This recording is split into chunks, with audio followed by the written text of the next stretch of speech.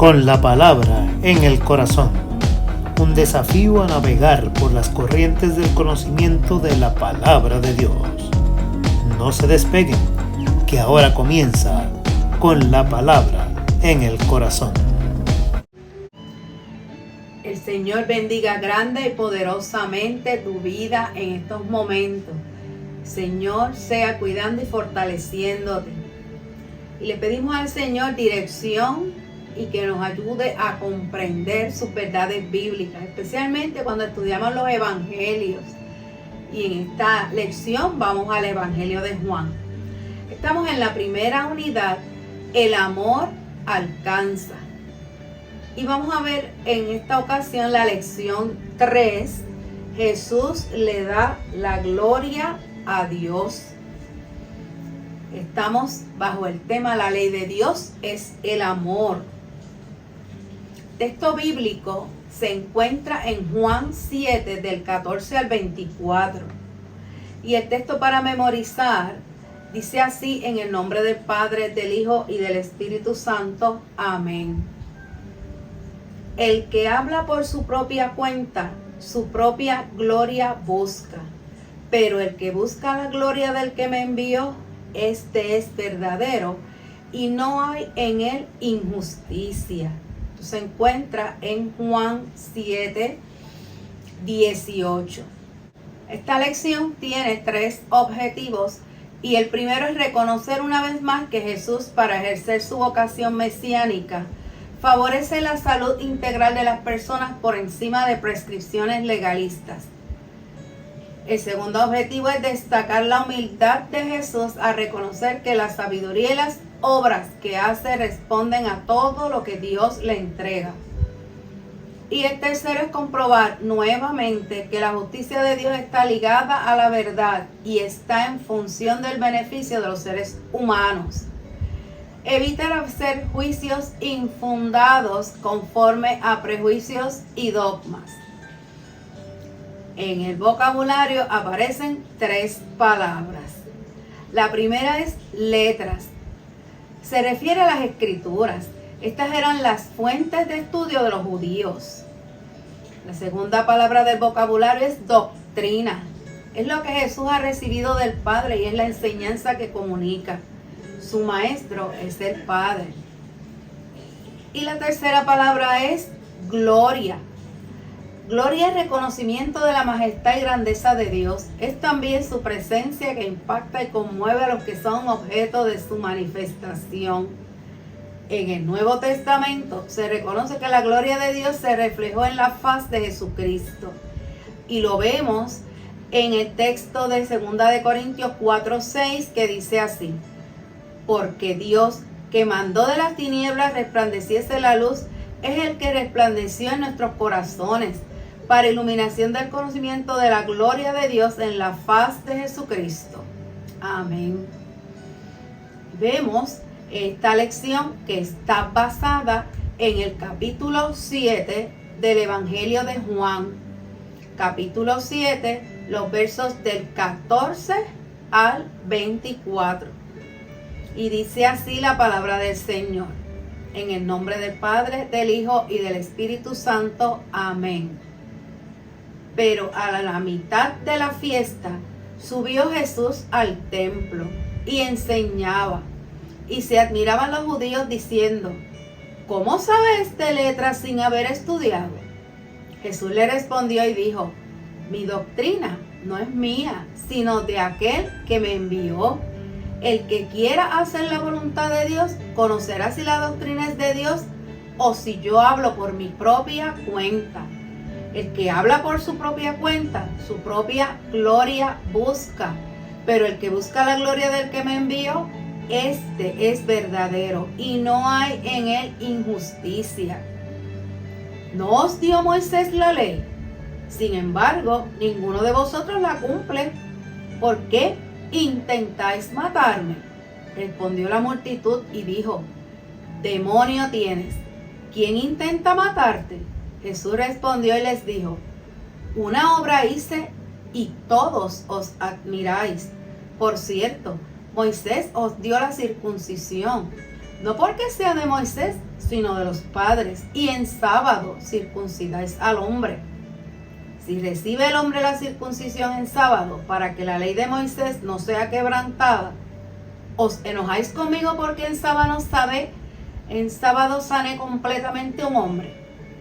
No juzguéis según las apariencias, sino juzgad con justo juicio.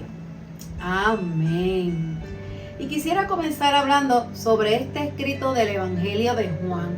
El Evangelio de Juan, según William Barclay en su comentario, dice que tal vez no tuvieron tiempo de ponerlo completamente en orden, o las hojas que estaban escritos cuando se fueron a ensamblar, los rollos como que se ensamblaron con algunas discrepancias, y se nota en esta lección que vamos a ver hoy.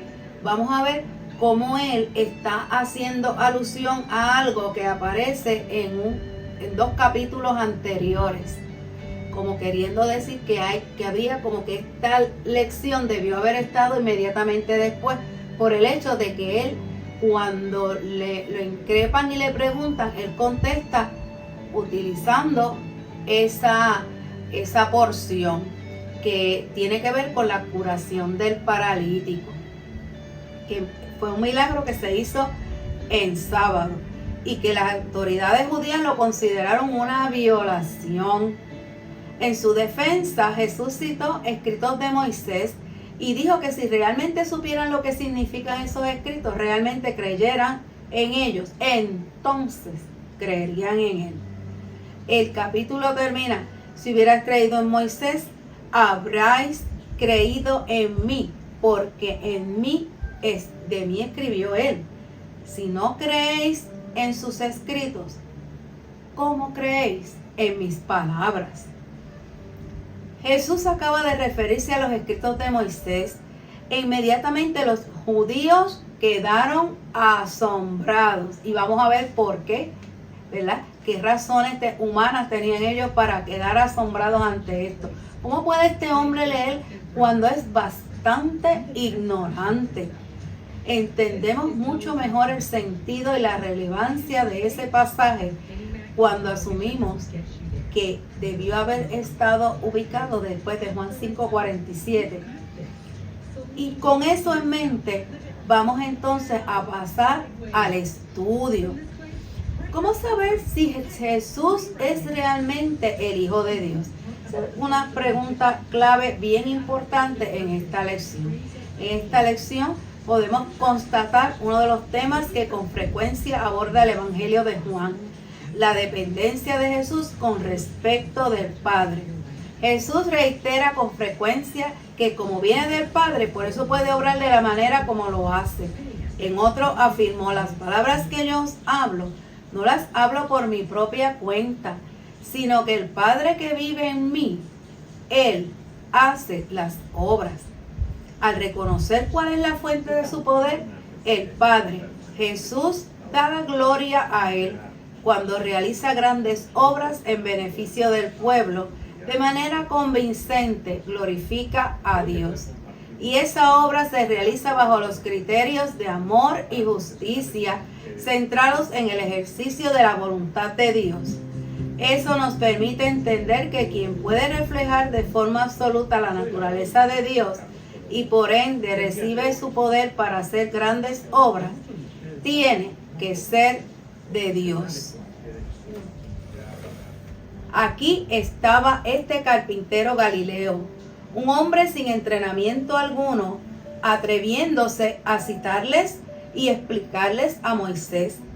Jesús muy bien podría haber dicho: no necesito maestro, soy autodidacta, mis enseñanzas y mi sabiduría no las obtuve de nadie más que de mí mismo.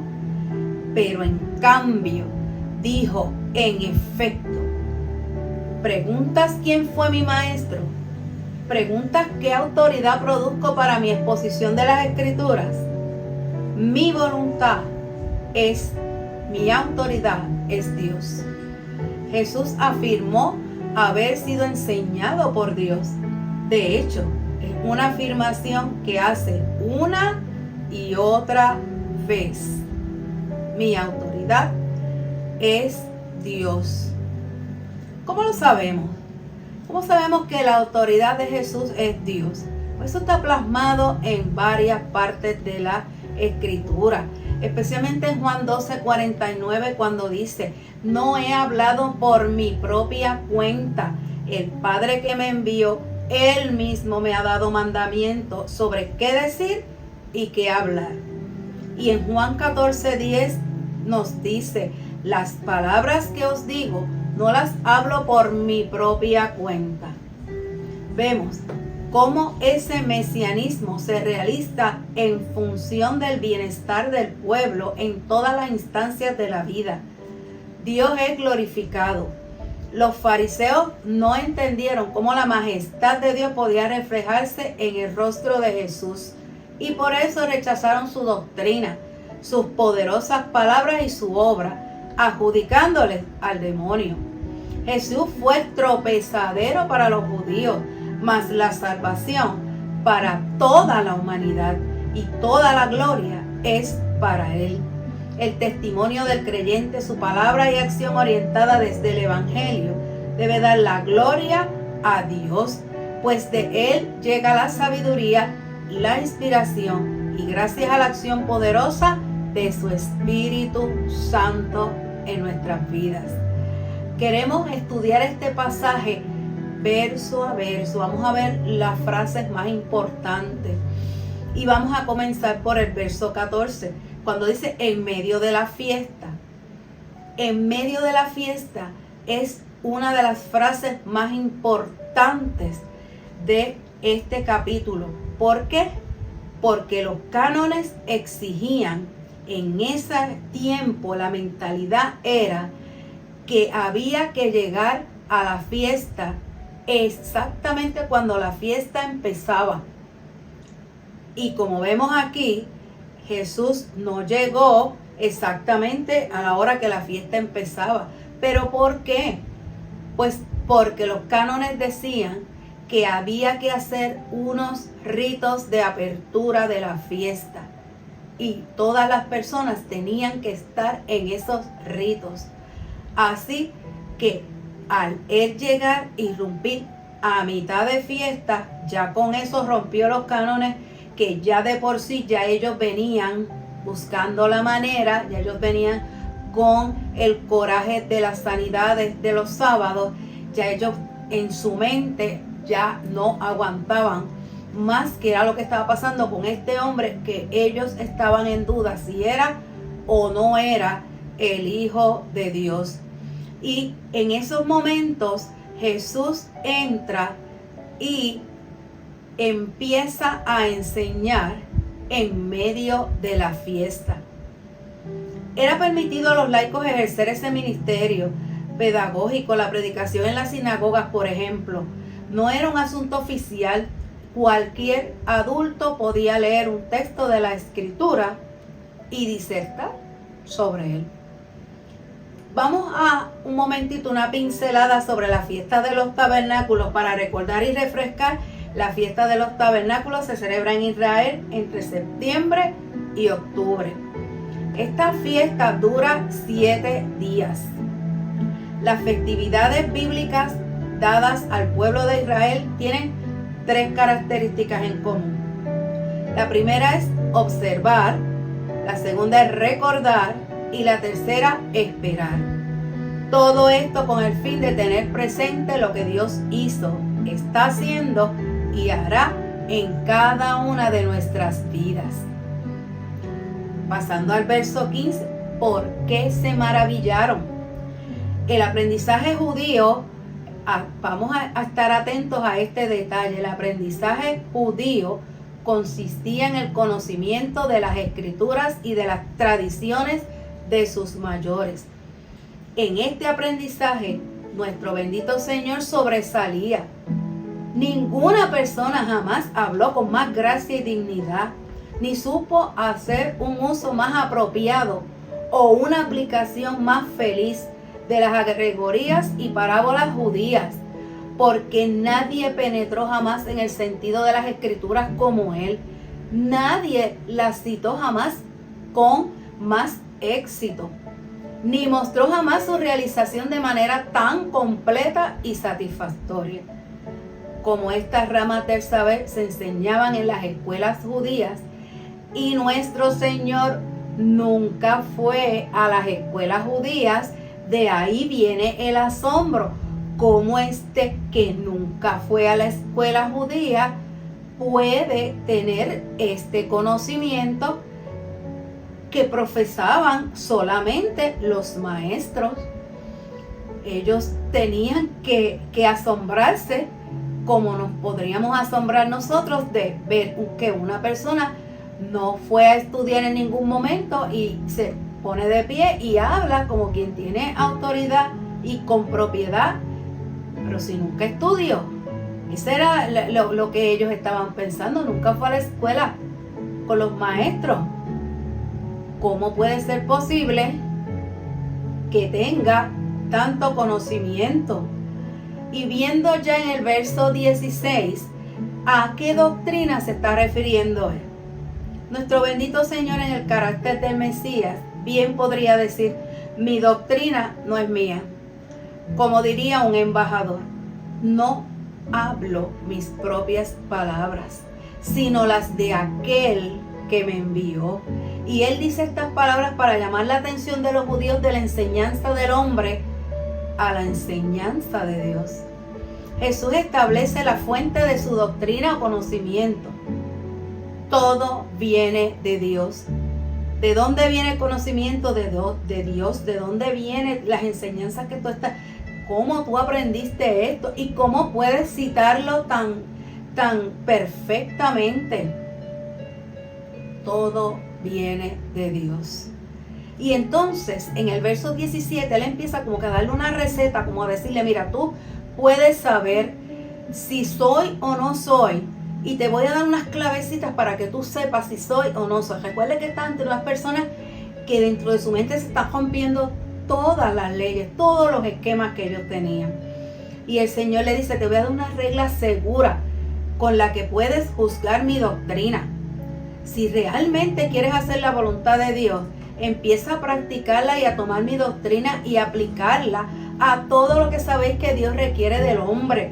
Y si encontráis que Jesús es uno de mis preceptos, es contrario a la naturaleza.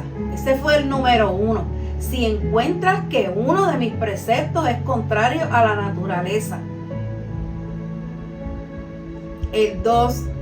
Si encuentras que alguno de los preceptos es contrario a las perfecciones y a la gloria de Dios. Si alguno de los preceptos está en contra de las perfecciones y a la gloria de Dios. Y después le dice: si está en contra del bienestar presente o eterno, entonces tendréis la libertad de afirmar que mi doctrina es humana y errónea y que Dios no me ha enviado. Le está tratando de decir a ellos mismos cómo saber si la doctrina es o no correcta. Otra cosa más, es como otra recetita que le da, otra regla que le da. Te voy a dar otra regla más en el verso 18, dice: para que sepas si soy o no soy Dios. Número 1, si hablo para procurar mi propia gloria, ya sabes que no soy. Si hablo para gratificar la vanidad, ya sabes que no soy. Si hablo para asegurar y promover mis intereses seculares, y entonces puedes rechazarme como un engañador y un falso profeta. Pero si solo actúo para promover la gloria de Dios, para inducir a todos los hombres a amar a Dios, a obedecer a Dios, si no propongo nada más que lo que conduce a la perfección y a la ley y al conocimiento de sus ordenanzas, no puedes dejar de reconocerme que soy Dios. En este versículo vemos el ejemplo de humildad de Jesús al reconocer la importancia, y Jesús reconoce que todo es para la gloria de Dios. Hablar de manera autónoma sin dar la gloria a Dios no es ser verdadero y constituye alejarse de la justicia. Con su palabra Jesús en todo momento glorifica al Padre.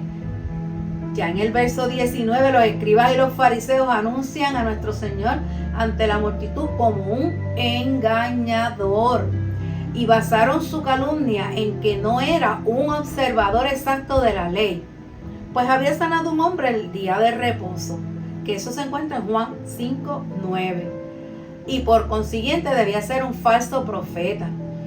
Ahora insinuaban que los intereses de la religión exigían que se le diera muerte. Ahí colmó la copa de estos líderes. Número 1, había violado la ley. Número 2, era un falso profeta y engañador. Y para destruir este mal razonamiento, nuestro Señor le habla de esta manera: si merezco la muerte por curar a un hombre en sábado y desearle que lleve a su casa su cama, lo que consideráis una violación de la ley, sois más culpables que yo, porque circuncidáis a un niño en sábado, lo que requiere mucho más ajetreo y es de mucho menos utilidad que lo que yo he hecho al enfermo. Jesús está consciente con esta apreciación relacionada con la conducta ética de los judíos y entiende que el precepto fue dado para el bien del pueblo, pero que sus líderes le añaden cosas que tergiversan su bondad y pertinencia. ¿Y qué pasa en el verso 20? La multitud que hizo esta respuesta no estaba en el secreto de los principales sacerdotes. Mire, hermano, en arroz y habichuela, los grupitos, lo que siempre estamos mencionando, los famosos grupitos, pues había un grupito que se llamaba principales sacerdotes, y ese grupito era el que estaba conspirando, pero la multitud no sabía lo que estaba pasando en la mente de ellos, no entendía qué era lo que estaba pasando. Por lo tanto, cuando el Señor los increpa y dice: ¿y qué pasa con ustedes? Me quieren matar y todo. Y dice: pero ¿por qué tú dices eso? No te entendemos, ¿verdad? No te entendemos. Los judíos, es decir, sus líderes, son quienes buscaban matar a Jesús. Afirmaban que tenía problemas mentales, que estaba endemoniado y que estaba enajenado de la realidad. En el verso 21 dice que muchas de las controversias de Jesús con los fariseos se relacionaban con las actitudes de Jesús el sábado, incluyendo los milagros. Jesús confronta a los judíos en el verso 22 con las obras que ellos hacen sábado. Ustedes vieron una sanidad completa, de un cuerpo completo, y dicen que eso es malo. Pero entonces ustedes el sábado hacen el proceso de la circuncisión, que conlleva una extirpación de una pequeña porción de carne, lo que se consideraba una mancha y reproche entre los hebreos, porque los confundía con las naciones que no estaban en pacto con Cristo. A esto opone la curación completa de un hombre enfermo, que lo estaba en todo su cuerpo. Si la una estaba permitida el día de reposo por la razón ya alegada, seguramente la otra tenía razones más fuertes para recomendarla. Y vemos este detalle bien importante: los judíos hacen juicios sin sentido, frívolos y mirando lo externo y lo efímero. Jesús les exige que al juzgar lo hagan con sólidos criterios de justicia. Y vemos aquí estos 10 versos explicados en sus partes, ¿verdad?, más importantes, brevemente, y vemos una lección bien profunda de una importancia teológica. Juan es un libro cargado de teología de gran envergadura. Todo este testimonio lo inserta Jesús en el contexto de sus polémicas con los líderes religiosos del pueblo judío. Mas Jesús, con profundidad sapiencial, descubre la hipocresía farisaica al confrontarlos con su desacertada interpretación de la ley de Moisés. Los fariseos tenían frente a sí el objetivo providencial y evidencia de su creencia. Allí estaba el Mesías, demostrando las grandezas del Señor, mas no pudieron creer en Él. Vamos al resumen de esta lección en estos momentos. Vamos a ver en pantalla cada punto del resumen. Es una lección cargada de todos los datos históricos, culturales de la época. Es bien importante remontarnos y ver qué había en la mente, en los corazones de esas personas que habían aprendido, para poder comprender por qué trataban así a Jesús y cómo poco a poco ellos fueron haciendo y abriendo el camino para la muerte de nuestro amado Señor. Vamos a ver el resumen. En todo momento, Jesús dio la gloria al Padre, de quien derivó el poder para cumplir con su vocación mesiánica, sanando, acompañando y perdonando nuestros pecados. Nosotros, como objeto de la acción redentora de Cristo, debemos tener como norte de nuestro ministerio evangélico su modelo mesiánico, reconociendo que todo lo que hacemos por su obra es también para su gloria. Como expresión de su buena voluntad, el Señor actúa en beneficio de los seres humanos sin importar el tiempo o las circunstancias. Al reconocer el llamado a la humildad que se nos hace en función de dar gloria a Dios en todo como lo hizo el Señor, evitamos cualquier extremismo espiritualista que traslade el señorío de Dios al señorío de los seres humanos. Es Dios el que santifica el tiempo al ejercer en él su acción salvadora. Por eso, para Dios siempre es sábado, el día presente para celebrar el testimonio de su amor por toda la humanidad.